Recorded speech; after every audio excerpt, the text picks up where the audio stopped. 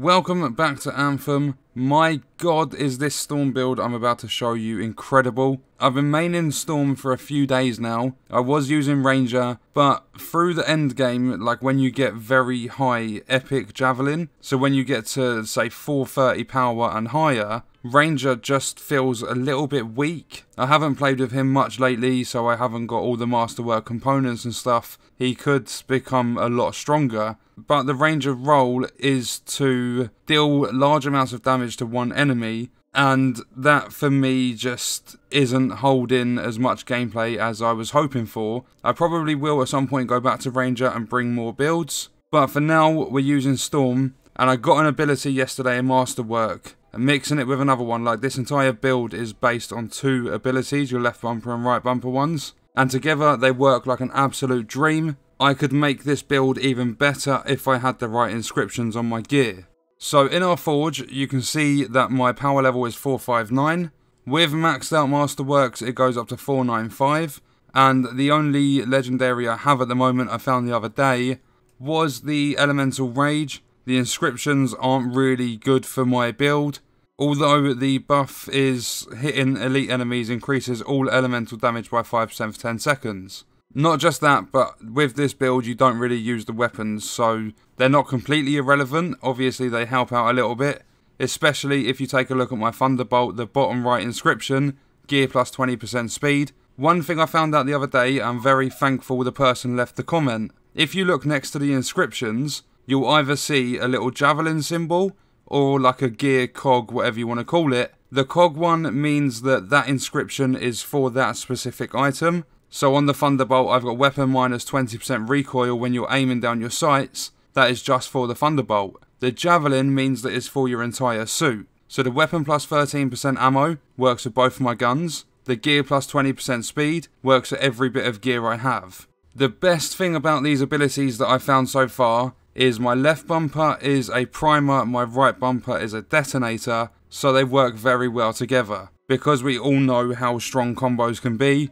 Connor is playing as a Colossus at the moment, and when I freeze enemies, he jumps in with like his Hulk smash, like slam down on the ground, and it wipes out massive groups of enemies with no problem at all. So we'll quickly go through this and then we'll get into some gameplay with this build. My support seal is the quickening field. That's only an epic. I'm trying to find the masterwork, but obviously luck factors and stuff come into it. So I'm currently sat at epic with this ability, and I could use the wind wall. But as you can see, the inscriptions, my left bumper gives an extra 10% damage with the quickening field. And not just that, when you're taking down big bosses and things, I don't really use the wind wall, I never have, even for revives. I normally get enough time to get my teammates back up. The quickening field, whilst you're inside it, it increases your gear recharge rate by 20%. That is very helpful for me and this build.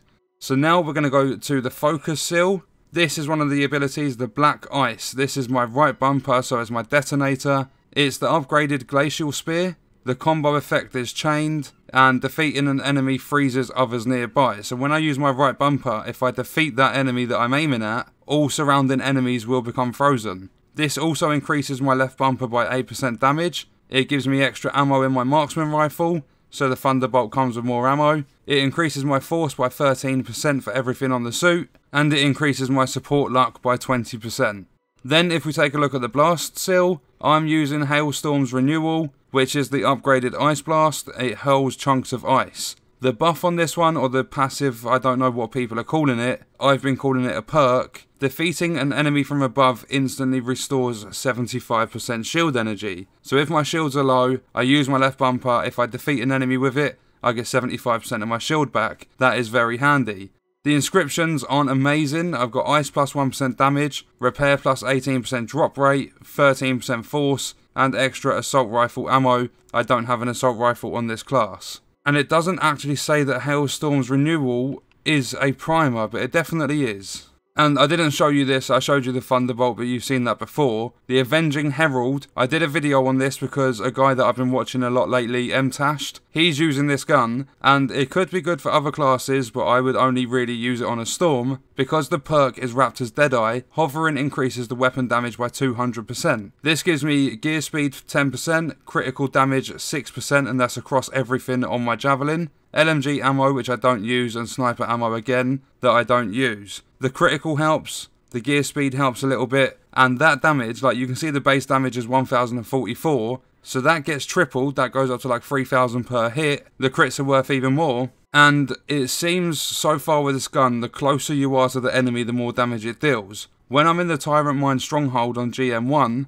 I'm hitting the boss in the weak points, like the critical areas, for maybe 15 to 20,000 per round. It's got 9 rounds in the mag, so that's up to like 180,000 damage per mag of this pistol. So I'm very happy with my loadout of guns, the Thunderbolt and the Avenging Herald. My support seal, I'm not too bothered. I don't use the quickening field that much. I would like to get a masterwork just to improve my power level, but that doesn't matter too much. The build pretty much purely focuses on the focus seal and the blast seal, because those abilities are amazing. And then we have my components. I still need to get 3 more masterworks. But with these, like, obviously you guys are going to have to work on your inscriptions. I've still got a lot of work to do. I would like to be able to craft these and maybe find duplicates of them just so I can get better rolls. I've got Token of the Pupil, increases the number of combo chains by 2. Hitting an enemy with left bumper increases the right bumper damage by 60% for 5 seconds. So that makes my right bumper ability a lot stronger. I get 20% speed on my ultimate, and then I get extra amount by 9% on my repair drops. Then I have the Amulet of Winter, increases ice damage by 5% and the effect by 5%. Applying ice effects increases weapon damage by 40% for 20 seconds. So when I'm using one of my ice abilities, that's also increasing my weapon damage. I've got repair plus 13% drop rate, plus 25% thruster life as the inscriptions. Like, my inscriptions are terrible for these components and everything, but this build is strong as it is, so with better inscriptions, you're going to have a lot more fun. Next up, I've got an Epic Integrity Augment, increases the armor by 25% of base, shield delay 13%, 23% pickup radius. The Mark of Wrath is my last masterwork component. It increases my gear damage by 50% and lowers the gear recharge rate by -20. While right bumper recharges, left bumper damage increases by 50% for 5 seconds. The perk doesn't really have too much of an effect because these abilities I'm using are almost instant cooldown, but it affects my electricity by 12% overall between the 2 inscriptions.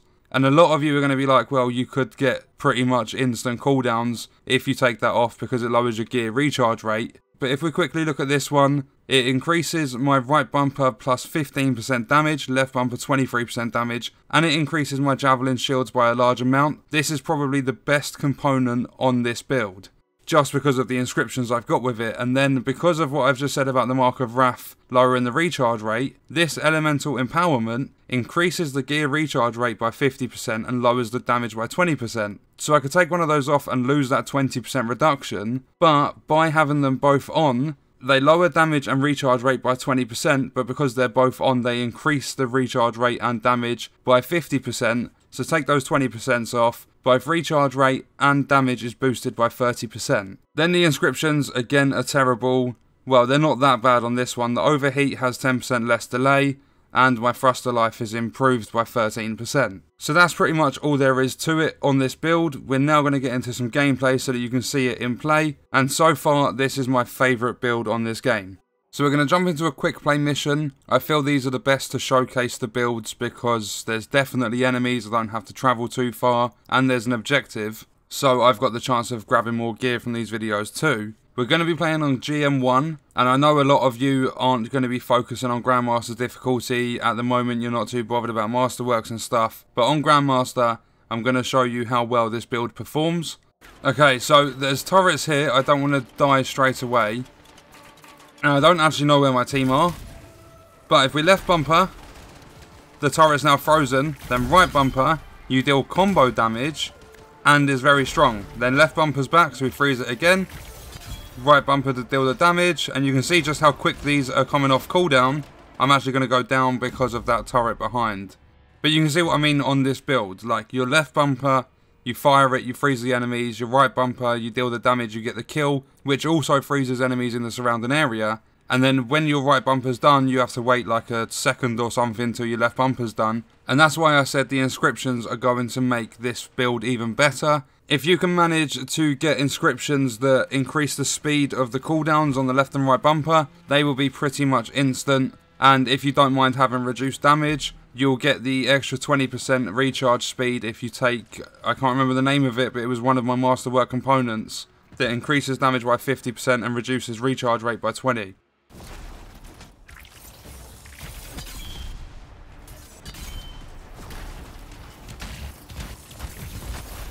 And you can see there just how quickly we took that turret down after I was rezzed. The only problem with this build is because it heavily relies on ice.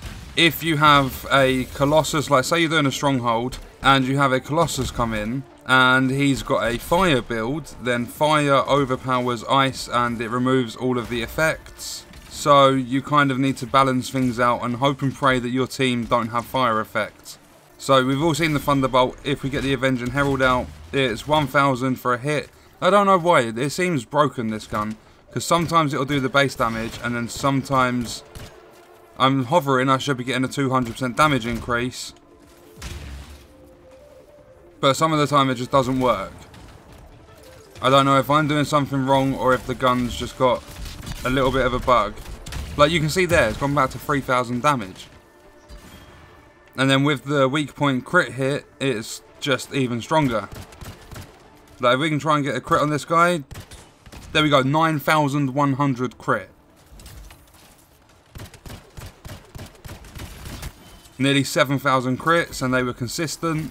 And just quickly, because the mission's ending now, if you look at the bottom right where my abilities are, you can see that there's the circle above the left bumper ability, which means it's a primer. I don't know why it doesn't say that, and you saw the combos I was getting when I was using my right bumper, so I don't know why that left bumper ability doesn't say it's a primer when I'm looking at it in the forge. And I didn't showcase the build too much in game, but I'm sure you get the general idea of what to do with this build. Use your left bumper, then use your right and combo off it.